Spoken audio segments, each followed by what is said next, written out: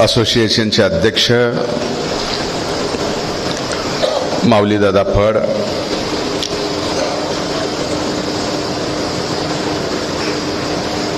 आमच्या वडिलकीचा आधार आदरणीय विजयजी सामत, आदरणीय शांतुभाऊ जैन,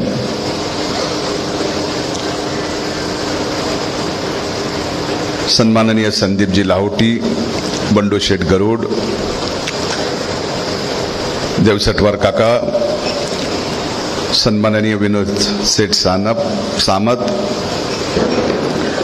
माननीय नंदकिशोरजी बियानी, सुभाष सेठजी तोतला, पांडुरंगरावजी लाहोटी, आदरणीय गुलाबराव शेटे, माननीय विजयजी वाकेकर, अशोकजी कांकरिया, माननीय अनिल भाऊ तांदळे, माननीय रतनजी कोठारी, माननीय राजगोपालजी बंग, माननीय केदारजी सारडा, माननीय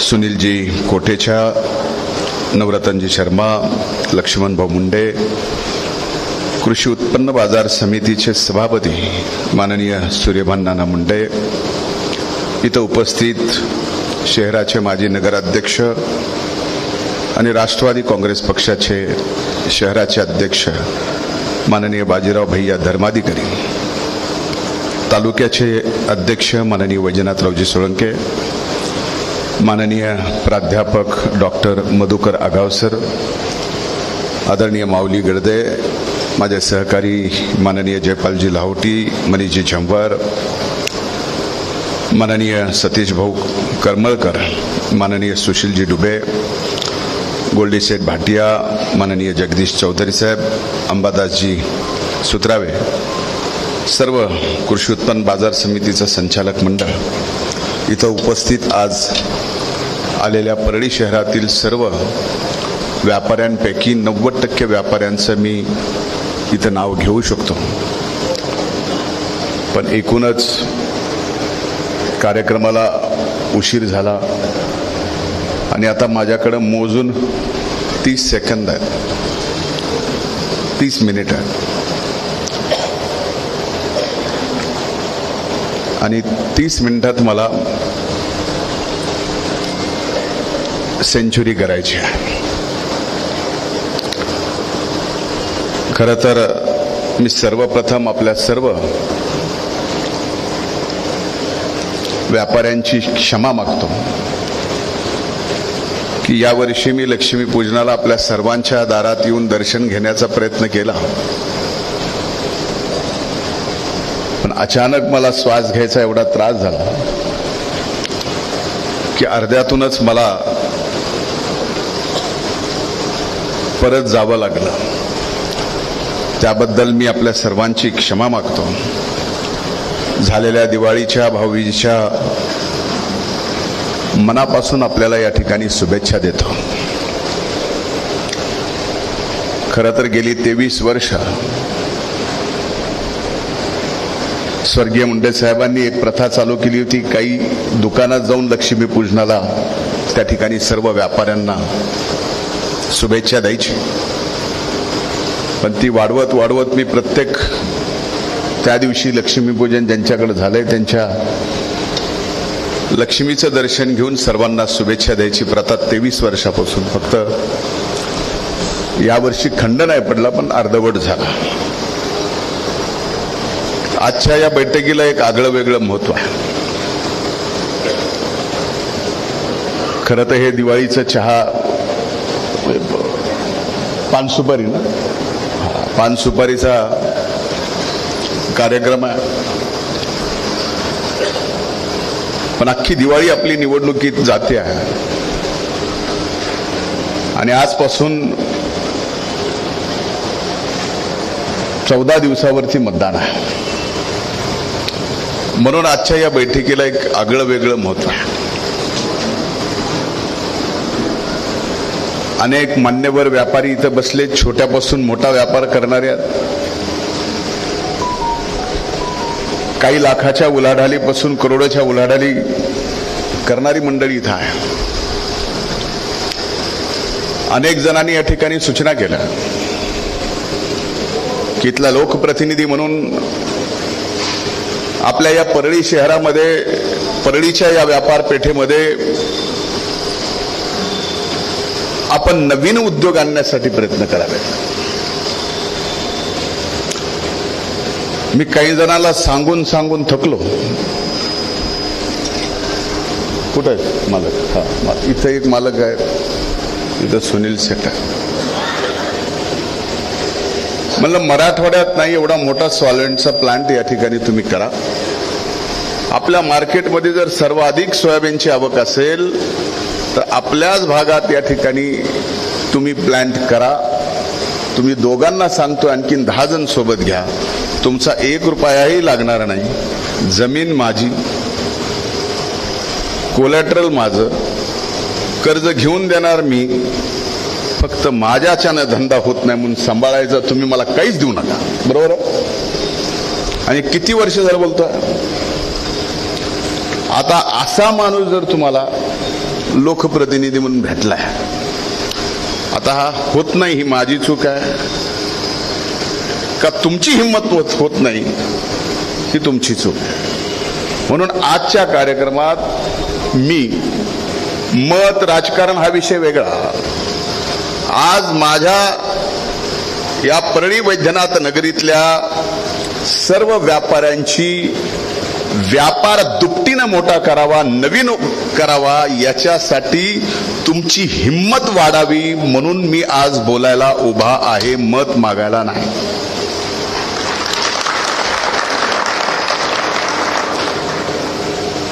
मी ज्यावेळेस डॉक्टर मंडळींसोबत बसतो, अनेक डॉक्टर मंडळी वेगवेगळ्या सूचना देतात. मेडिकल कॉलेज आणा, मेडिकल कॉलेज आणा, तुम्ही करा. म्हणलंय बघा, माझ्याच्यानं करणं होत नाही. माझ्या घराच्या वर 16 एकर जमीन आहे. मेडिकल कॉलेजला 15 एकर लागती. 15च्या ऐवजी 16 घ्या, त्याच्यावर कर्ज घ्या, ती ट्रस्ट करून तुमच्या नावावर देतो. तुम्ही मेडिकल कॉलेज उभं करा, पण माझ्या मतदारसंघातल्या इथल्या माणसाची ट्रीटमेंट करायला 1 रुपया सुद्धा घेऊ नका. मला 1 रुपयाचा सुद्धा फायदा नको. तुमचं जे डिपॉझिट 15 कोटी भरायचंय तेही मी भरतो. बिल्डिंग बांधून देतो, सगळ्या इक्विपमेंटही आणून देतो. फक्त तुमचे तुम्ही बघा आणि माझी जी अट आहे ती पूर्ण करा. आणखीन कुणी पुढे आलं नाही. आता ह्याच्यात माझा दोष काय?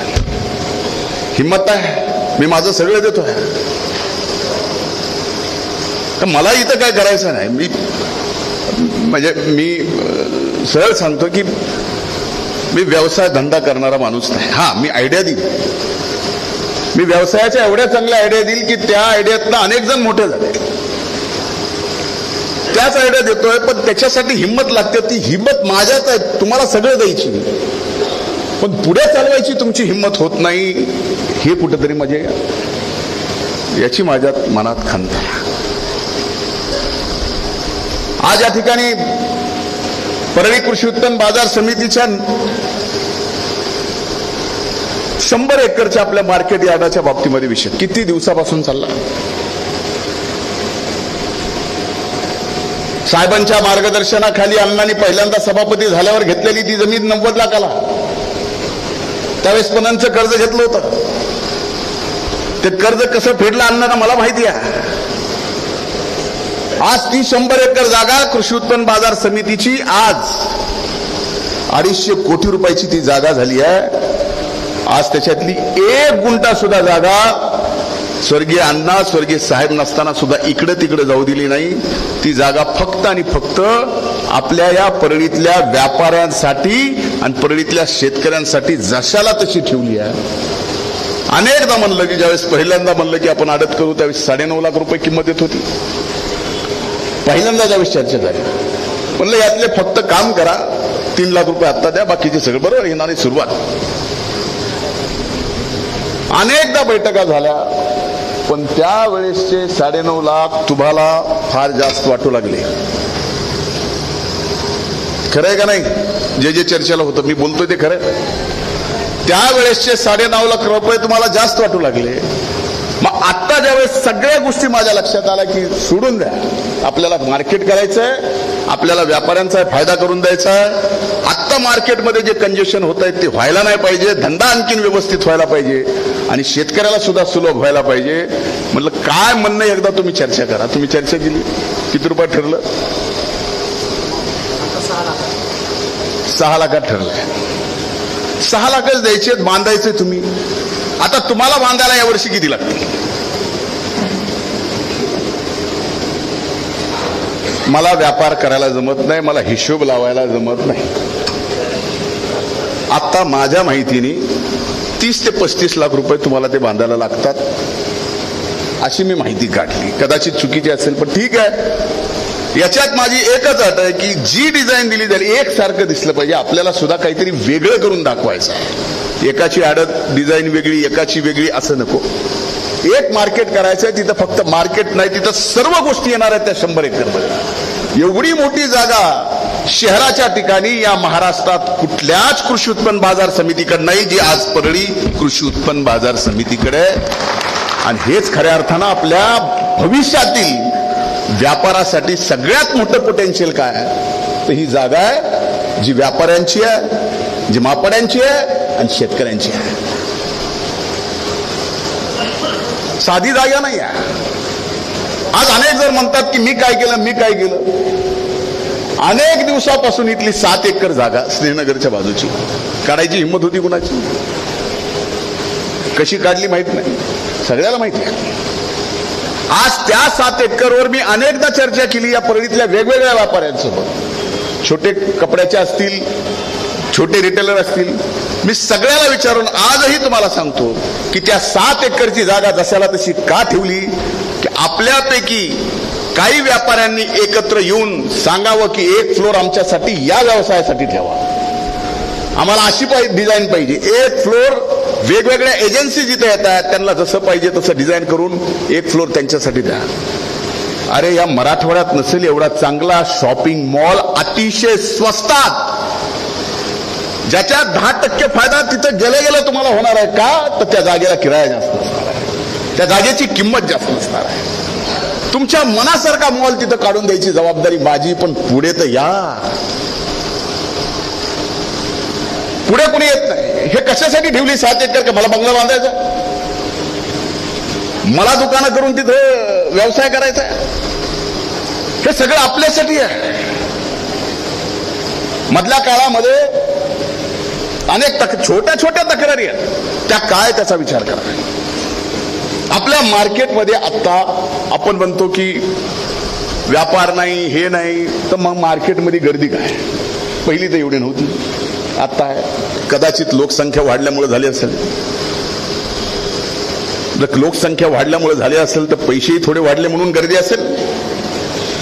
तर आता या मार्केटमध्ये गर्दी होत असताना अनेक दुकानावर येणाऱ्या गिरायकाला भाजीपाल्याच्या व्यापाऱ्यांमुळे त्रास होतो। खरं, हे भाजीपाल्याचे सगळे व्यापारी आपण बाजूला काढले होते ना। काढल्यानंतर कुणी आंदोलन केलं, कुणी आंदोलन करून राजकारण करून पुन्हा ते समाधानाने बसलेले वेगळ्याकडे ते भाजीचे व्यापारी पुन्हा तिथे आले। मग या राजकारणाला सुद्धा, अशा गोष्टीला सुद्धा दोष जर आम्हाला द्यायचा तर याचा विचार करा। म्हणून ही सुद्धा अडचण ठेवणार नाही। मी या ठिकाणी भाजी मार्केट सुद्धा वेगळं करतोय आणि या ठिकाणी फ्रूट मार्केट सुद्धा वेगळं करतोय। आणि ज्याला पहिले तर आपण आडत लाईनला देणार आहे, बरोबर आहे। मार्केट, नव्या मार्केटमध्ये आडत ज्यांच्याकडे लायसन आहे त्यांना आपण सगळे अगोदर प्लॉट देणार आहेत आणि त्याच्या पलीकडे ज्याला तिथं चांगलं व्यवसाय करायचा आहे त्याला सुद्धा आपण तिथं जागा देणार आहोत। फक्त तुम्ही व्यवसाय करायची हिम्मत ठेवा। तुमच्या व्यवसायात जर कोण आड येईल तर त्याची माझ्यासोबत गाठ हे आपल्यालाही माहिती आहे, पण हिम्मत तर करा। आपल्यात हिम्मत कुठेतरी कमी आहे आणि ही कमी हिम्मत आपल्यातली असल्यामुळंच आज अनेक जण उठून आपल्या या प्रभू वैद्यनाथाच्या नगरीला, व्यापार पेठेला, व्यापाऱ्यांना, या मातीतल्या प्रत्येक माणसाला बदनाम करायला निघालेत की मार्केटमध्ये दादागिरी आहे। मार्केटमध्ये दहशत आहे. इमानदारीनं मी तुम्हाला सगळ्याला विचारतो, राजू शेठ कुठे पार्श्वर तुम्ही सोडू ना, माझी कोणाकडे रुपयाची उधारी हाय का? इमानदारीने सांगा, हो का नाही? मी कधी तुम्हाला कुठल्या गोष्टीसाठी, कुठल्या कार्यक्रमासाठी, कुठल्याही 1 रुपयाची पावती मी तुमच्याकडे येऊन फाडली आहे? एवढा मोठा महोत्सव गणपतीचा घेतोय, आपल्यापैकी कुणाकडून 1 रुपया जमा केला? जेवढे जेवढे सार्वजनिक कार्यक्रम या परळी वैद्यनाथ नगरीची प्रतिष्ठा वाढावी म्हणून या ठिकाणी मी अनेक वर्षापासून घेतोय, आपल्यापैकी एका व्यापाऱ्याला त्रास दिला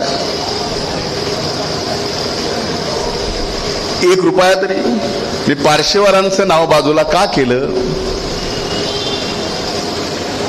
कारण त्यांच्याकडून किराणा घराला नाही, बरं का, घराला नाही, अन्नपूर्णा भोजनालयाला वर्षभराचा देण्याचं काम मी त्यांच्याकडून करतो. वर्षाचं एकदा घेऊन जसं जसं येईल तसं द्यायचं, म्हणून यांना बाजूला केलं.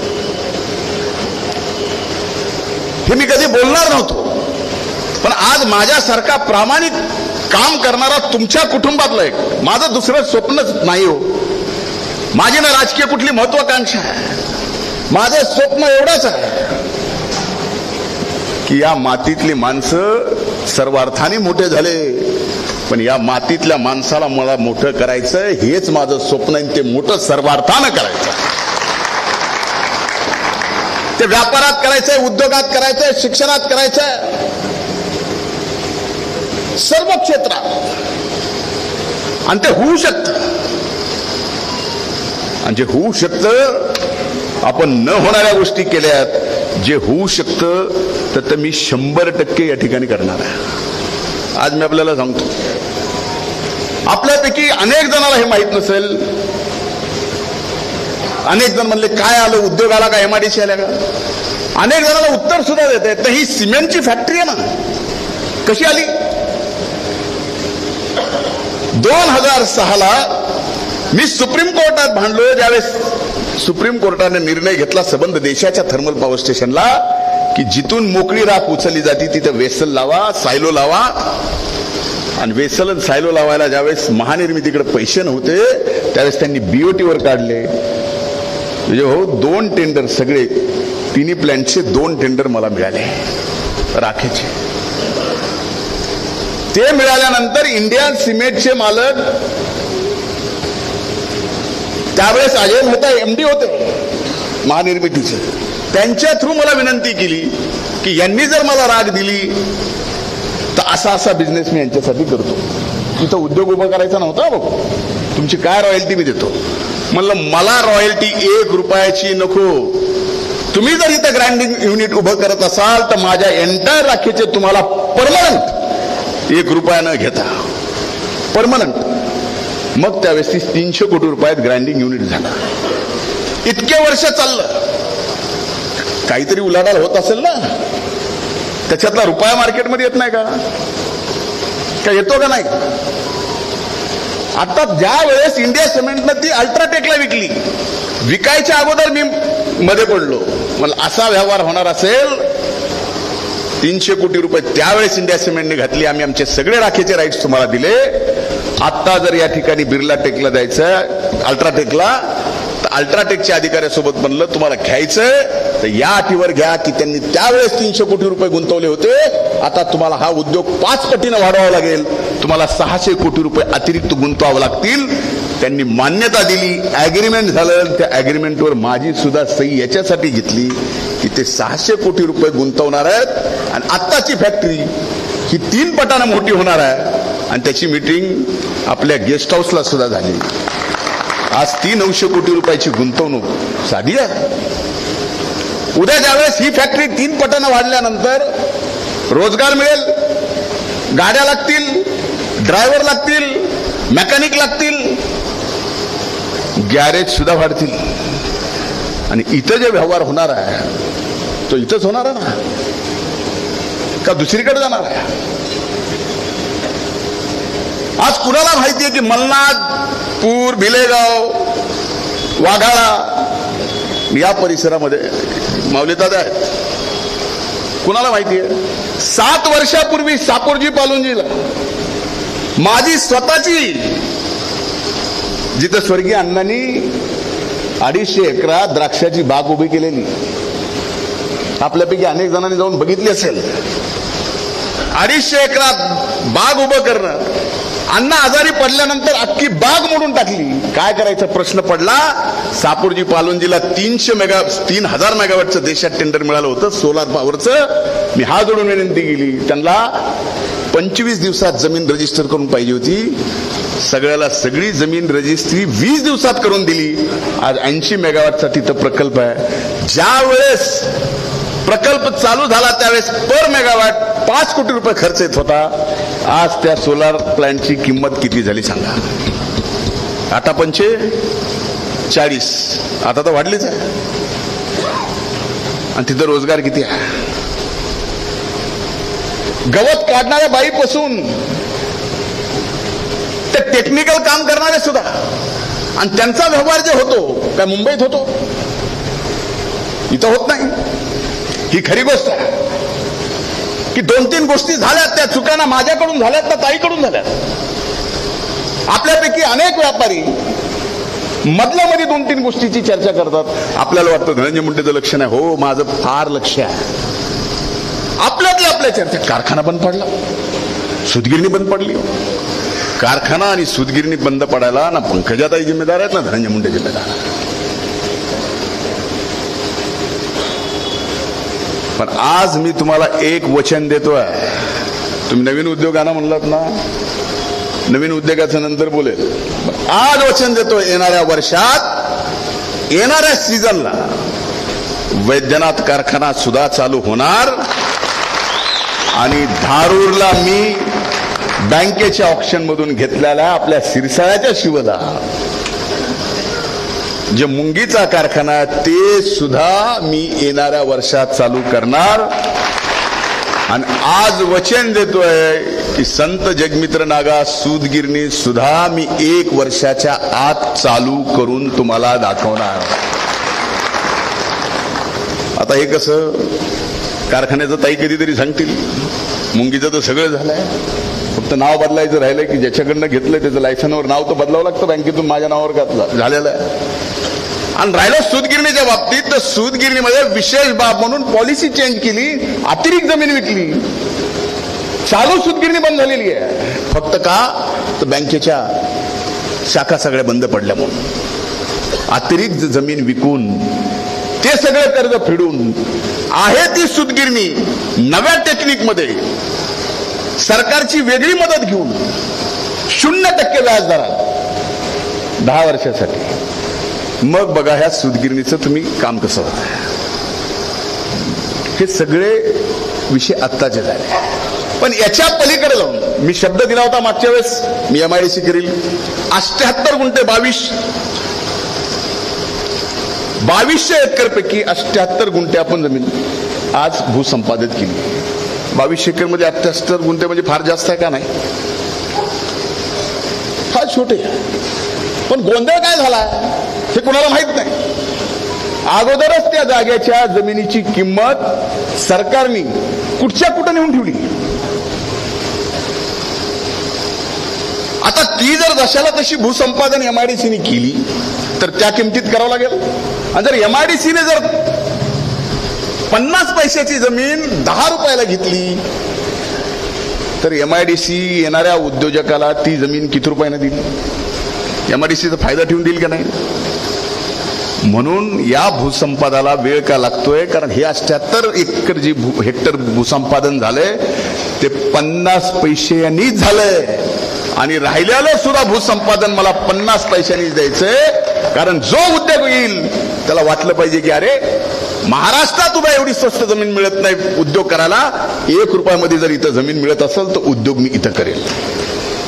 जवळ रेल्वे स्टेशन आहे, तारू गावांच्या प्रकल्पावरून तिथं पाणी आणायला मंजूर झालंय. आणि अनेक मोठ्या उद्योगपत्यासोबत मी या ठिकाणी बोलतोय. चर्चा करतोय ते म्हणतात जरा थांबा होऊ तर द्या, जरा थांबा होऊ तर द्या. आत्ताचं बोलणं प्रीमॅच्युअर आहे. मी आपल्याला सांगतो, आजही नाही, मी यापूर्वी म्हणलो होतो की एक दिवस कुणालाही माहित नव्हतं आम्ही कॉलेजला असताना की पुणे जिथं सिम्बायोसिस कॉलेज आहे त्याच्यापासून काही किलोमीटर अंतरावर विनोद शेठला माहिती आहे महाबळेश्वर हॉटेल हे शेवटचं होतं. पुढे अख्खं जंगल होतं. कुणालाही माहित नव्हतं की हिंजेवाडी होईल आणि पुणे आणि पिंपरी चिंचवड एकच हॉटेल. इकडं हडपसर नाही, पुढे पार इकडं शिक्रापूर नाही, गणपतीपर्यंत अख्खं पुणे एक. मी आज आपल्याला सांगतोय, तुम्ही विश्वास ठेवा, पद बीज राजकारण बाजूला ठेवा, पण एक दिवस परळी आणि अंबाजोगाई एक वाटेल, एक दिवस परळी आणि दिंडूर पर्यंत एक वाटेल, एक दिवस हे आपलं गंगाखेड सुद्धा एक वाटेल. अशा पद्धतीचं डेव्हलपमेंट आणि स्वप्न आम्ही या ठिकाणी बघतोय. पण एकट्याने स्वप्न बघून उपयोगाचं नाही.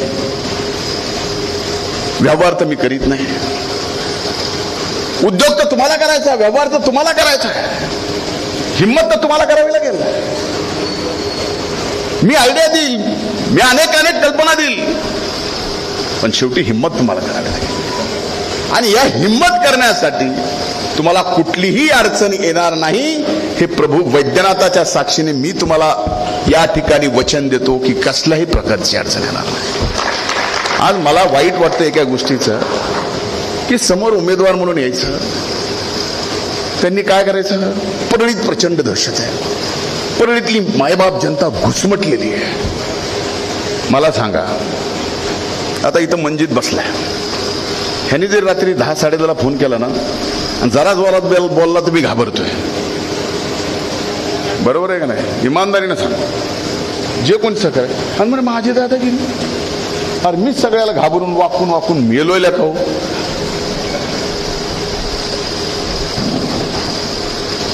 हाय का अशी घुसमट? काही त्रास आहे? पण ही बदनामी आपण का सहन करायची? कुणी यायचं म्हणायचं परळी दहशत आहे, कुणी म्हणायचं यायचं आणि सांगायचं की परळी विधानसभा मतदारसंघामध्ये 222 बूथ अतिसंवेदनशील करा, कॅमेरे लावा, मिलिटरी बोलवा. का? ह्या परळी विधानसभा मतदारसंघातली मायबाप जनता जी मतदान करते ती बोगस आहे, ही आपली बदनामी नाही.